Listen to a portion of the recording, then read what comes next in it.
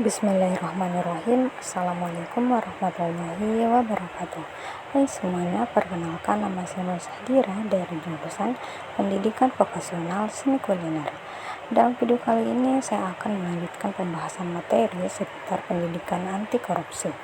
Adapun beberapa poin yang akan dibahas yaitu: yang pertama, faktor penyebab korupsi; kedua, konsep teoritis; ketiga, hukum-hukum; 4.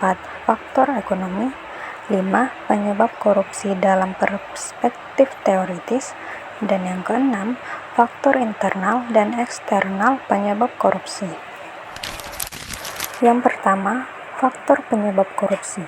Secara umum, korupsi disebabkan oleh berbagai faktor yang saling berkaitan, antara lain keserakahan, yaitu keinginan untuk memperoleh kekayaan secara instan; kesempatan, adanya peluang akibat lemahnya pengawasan; kebutuhan, tekanan ekonomi atau gaya hidup yang tinggi; rasional, pembenaran terhadap tindakan korupsi. Keempat faktor ini sering dikenal sebagai unsur utama yang mendorong seseorang melakukan korupsi. 2. Konsep teoritis. Konsep teoritis menjelaskan bahwa tindakan korupsi terjadi karena perpaduan berbagai faktor dari dalam diri individu maupun dari lingkungan. Teori pertama ini menjelaskan bahwa korupsi muncul akibat keserakahan, adanya kesempatan, kebutuhan, serta rendahnya risiko untuk tertangkap. Teori kedua menekankan bahwa korupsi dipicu oleh tekanan atau kebutuhan, kesempatan untuk melakukan kecurangan, dan adanya pembenaran diri atas tindakan tersebut. Selanjutnya, teori ketiga menjelaskan bahwa korupsi terjadi ketika seseorang yang diberi kepercayaan menyalahgunakan wewenangnya untuk kepentingan pribadi. Teori-teori ini menunjukkan bahwa korupsi tidak hanya disebabkan oleh faktor individu, tetapi juga karena lemahnya sistem pengawasan dan adanya peluang yang memungkinkan terjadinya penyimpangan. Yang ketiga, hukum. Dalam aspek hukum, korupsi dipengaruhi oleh: yang pertama, lemahnya penekanan hukum. Hukumannya yang tidak tegas membuat pelaku tidak jerah. Yang kedua, kurangnya transparansi. Sistem yang tidak terbuka memudahkan praktek korupsi. Ketiga, celah hukum. Aturan yang tidak jelas atau bisa dimanipulasi. Keempat, korupsi dalam lembaga hukum.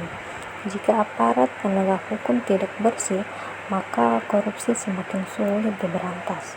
Penegasan hukum yang kuat sangat penting untuk mencegah korupsi.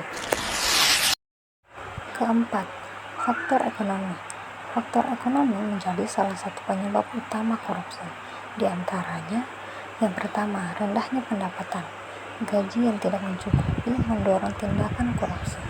Kedua, ketimpangan ekonomi. Perbedaan yang besar antara yang kaya dan yang miskin. Yang ketiga, gaya hidup konsumtif. Keinginan hidup mewah tanpa kemampuan finansial yang memadai. Keempat, kemiskinan. Kondisi ekonomi yang sulit dapat mendorong seseorang melakukan korupsi. Namun, perlu dipahami bahwa tidak semua orang dengan kondisi ekonomi rendah melakukan tindak korupsi.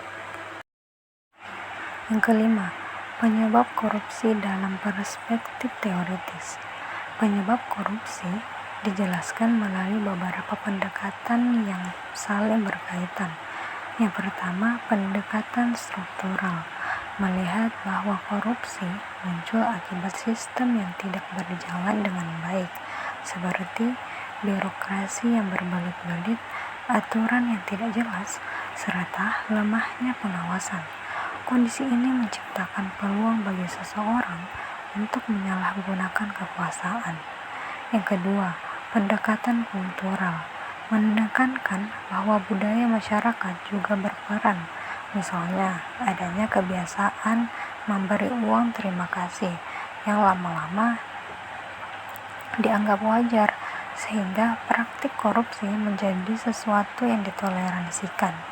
Ketiga, pendekatan individu berfokus pada faktor pribadi seperti rendahnya moral, integrasi, dan kejujuran seseorang sehingga mudah tergoda untuk melakukan korupsi. Keempat, pendekatan organisasi. Ini menjelaskan bahwa lingkungan kerja yang tidak transparan, tidak akuntabel, serta minim pengendalian internal dapat mendorong terjadinya korupsi.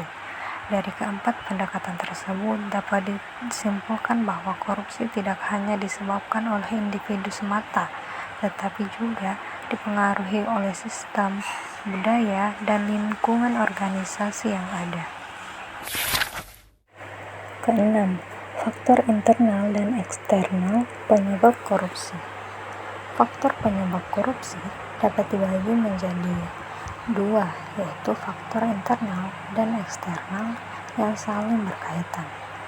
Faktor internal berasal dari dalam diri individu seperti lemahnya moral dan integritas yang membuat seseorang tidak memiliki prinsip kuat untuk menolak penyimpangan.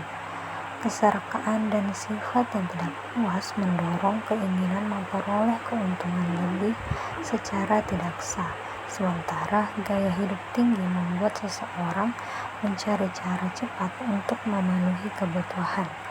Selain itu, kurangnya kesadaran hukum dan rendahnya rasa tanggung jawab menyebabkan pelaku tidak takut terhadap sanksi dan tidak peduli terhadap dampak perbuatannya.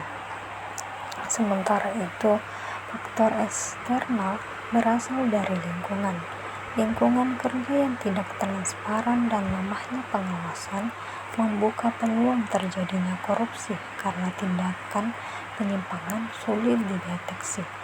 Sistem birokrasi yang rumit juga dapat mendorong praktik suap untuk mempercepat proses. Budaya organisasi yang buruk seperti membiarkan atau menormalisasikan korupsi memperkuat perilaku tersebut.